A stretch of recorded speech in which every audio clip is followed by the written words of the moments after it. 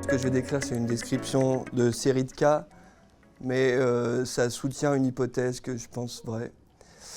Je ne vais pas vous faire l'affront de vous dire qu'il y a des mutations dans l'histiocytose et qu'il y en a plein. La question qu'on peut légitimement se poser quand on sait qu'il y a plein de mutations différentes, c'est est-ce que chaque mutation est en rapport avec un phénotype spécifique. Je rappelle que c'est des maladies protéiformes qui peuvent s'exprimer de différentes manières, que ce soit sur le plan clinique, morphologique, histologique, et qu'on ne sait pas très bien pourquoi il y a autant de formes, alors que parfois ils ont quand même des mutations communes. Mais est-ce que la mutation participe à la différence de phénotype ? La réponse est probablement oui. On sait par exemple que dans l'Erdheim, les patients BRAF V600E, ils ont beaucoup plus fréquemment des manifestations cardiaques et vasculaires, une atteinte rétropéritonéale, et ils ont plus de formes mixtes, donc d'histiocytose langerhansienne associée. Les patients donc, qui ont des transcrits ALK, ils ont plus de manifestations neurologiques. Et les patients MAM2K1, ils ont volontiers plus de formes très mixtes avec beaucoup de composantes Rosai-Dorfman. On sait aussi, comme vient de dire Jean-François, que les transcrits de fusion, comme il vient de le décrire, c'est plus associé au xanthogranulome juvénile. Donc partant de là, on a voulu déterminer les caractéristiques de patients suivis pour une mutation de BRAF, mais pas V600E, une mutation par délétion que je vais décrire un peu plus tard. Pourquoi on s'est intéressé à cette mutation spécifiquement à la base? C'est Jean-François qui nous a alerté en fait sur une série de 2-3 cas où il s'est rendu compte qu'il y avait des patients qui avaient de la cholangite sclérosante, donc une atteinte qu'on peut retrouver dans les histiocytoses langerhansiennes, et qu'ils avaient tous une mutation BRAF délétion. Et donc on a voulu essayer de reprendre les cas. Donc comment on a fait? On est parti de la base de données du service d'Anapat du labo de Jean-François. On a repris tous les patients qui avaient cette mutation, on a contacté les médecins qui avaient adressé les prélèvements, les cliniciens, pour récupérer les données. Au total, il y avait sur toute la base, où il y a beaucoup de patients, je ne sais plus combien il y en a, mais beaucoup, il y avait 26 patients qui avaient une mutation avec une délétion BRAF, dont 20 avec des données cliniques disponibles, où les cliniciens qui nous ont répondu, parfois on n'est pas arrivé à retrouver d'où ça venait. Dans l'écrasante majorité des cas, c'était de l'histiocytose langerhansienne. Il y avait un cas d'Erdheim-Chester typique et un cas de forme mixte. L'âge au diagnostic médian était de 50 ans, avec 11 femmes pour 9 hommes. Les mutations, donc c'était des mutations par délétion de BRAF qui concernaient quelques acides nucléiques qui sont à peu près peu ou prou dans la même région. Il y avait 4 types de mutations, la majorité c'était celle-là. Quelques patients avaient des mutations additionnelles, comme on peut le voir dans les histiocytoses de l'adultes, donc des mutations qu'on dit d'hématopoïèse clonale ou qu'on voit dans les maladies myéloïdes de façon assez classique. Et donc quand on regarde les manifestations cliniques, on se rend compte qu'ils ont 45%, la moitié des patients avaient de la cholangite, et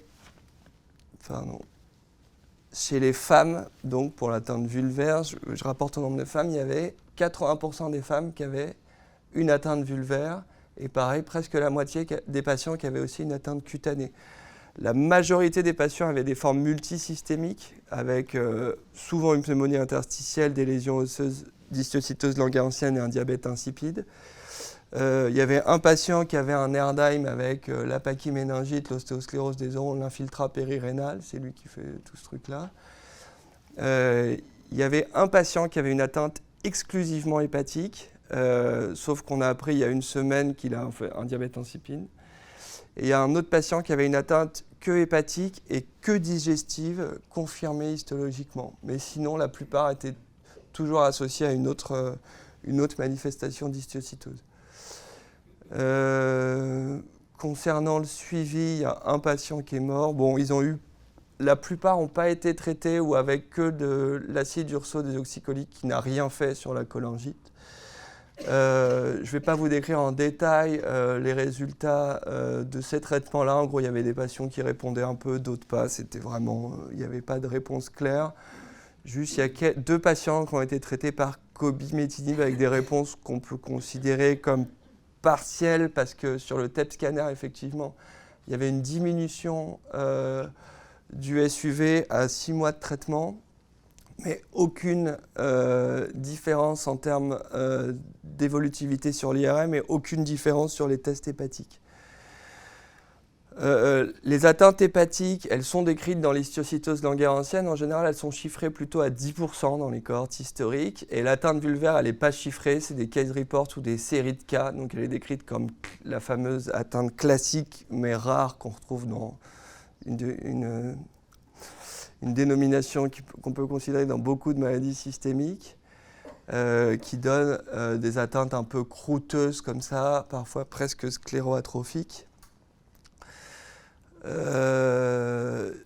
Les mutations par délétion de BRAF, elles sont décrites dans de nombreuses ondes de cancer. Le mécanisme suspecté, c'est une réduction de la taille d'une boucle en hélice de la protéine qui favoriserait la formation de dimères de BRAF et l'activation d'aval.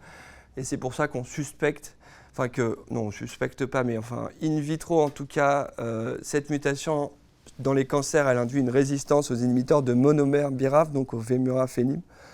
Mais c'est sensible in vitro aux inhibiteurs de MEK et aux inhibiteurs de dimères. Donc on pourrait penser que si on veut les traiter, il ne faut pas de prime abord utiliser ce traitement si on y pense. Voilà, donc il n'y a pas grand-chose. On trouve ça assez rigolo d'avoir trouvé cette prévalence élevée d'atteintes vulvaires, cutanées, hépatiques. Ce qu'il faudrait faire, ce serait le contraire, ce serait reprendre toutes les atteintes vulvaires pour voir le phénotype de mutation, parce que moi, de souvenir, j'en connais qui ont la mutation BRAF V600E, donc ce n'est pas exclusivement cette mutation qui donne l'atteinte vulvaire. Après, je ne crois pas en avoir vu avec d'autres mutations que BRAF V600E et BRAF délétion. Faudrait savoir. Faudrait faire l'étude, mais c'est plus difficile de partir de la clinique, vu que c'est une atteinte quand même rare. Et donc, ça sous-tend l'hypothèse que je formulais. Est-ce que si à chaque fois qu'on reprend une série de cas avec la même mutation, on a un phénotype particulier, est-ce qu'il n'y a pas une corrélation mutation-phénotype dans les histiocytoses ? Voilà.